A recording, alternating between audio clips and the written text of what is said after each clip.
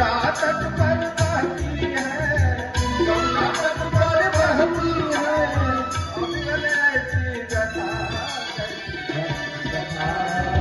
श्री भागवती कथा, जय श्री कृष्ण कथा, श्री भागवती कथा, जय श्री कृष्ण कथा, श्री भागवती कथा।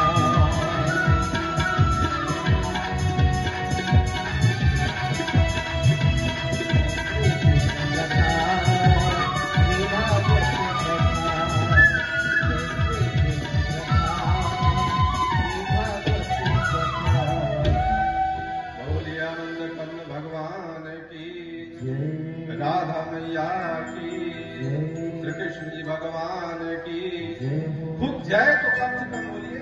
और देखिए जब आप जय बोलते हैं तो हृदय में अगर कुछ पीड़ा भी है तो कम अपने आप एहसास होता है कि कुछ कम हुआ है, तो जय तो कम से कम बोलिए खूब। और राधा मैया की जय बोलना अत्यंत आवश्यक है, क्योंकि जो राधा मैया से लगाव कर लेगा तो कृष्ण जी तो समझिए उनके पीछे घूमेंगे, राधा मैया के पीछे घूमते हैं। एक बार की कहानी बता रहे हैं कि राधा जी और कृष्ण भगवान दोनों लोग वृंदावन में बांसुरी पर चर्चा कर रहे थे, कृष्ण जी के बांसुरी पर। तो बांसुरी को राधा जी ने कहा कि बांसुरी कन्हैया, बांसुरी हमको तो हम बनाएंगे।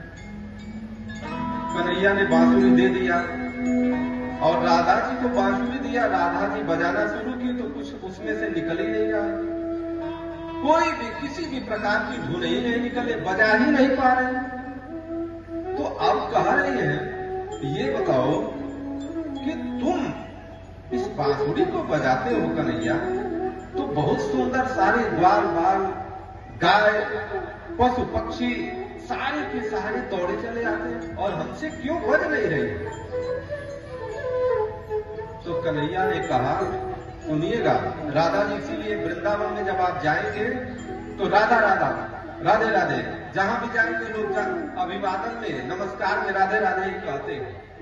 तो कन्हैया ने कहा कि देखो मैं बांसुरी क्या बजाता हूं, इस बांसुरी में मैं राधे राधे बोलता हूं और मैं तुम्हारा नाम लेता हूं, राधा में बोलता हूं, इसलिए बांसुरी अपने आप बजती है, मीठे स्वर में बजती है, क्योंकि मातृशक्ति है ना राधा जी। और तुम बांसुरी जब बजाओगी तो राधा राधा तो बोलोगी नहीं, तुम कान्हा कान्हा बोलोगी। कान्हा के नाम पर ये बांसुरी नहीं बजेगी, ये राधा के नाम पर बांसुरी बजेगी। ये है बांसुरी की महिमा। अगर बांसुरी की महिमा इतनी है तो फिर राधा जी के ऊपर आप समझिए कि प्रेम तो रखना ही होगा, जिस भाव में आप रखिए। और राधा जी के अगर कृपा हो गई तो फिर कृष्ण की कृपा बरसेगी। इसी पर अब लोग कहते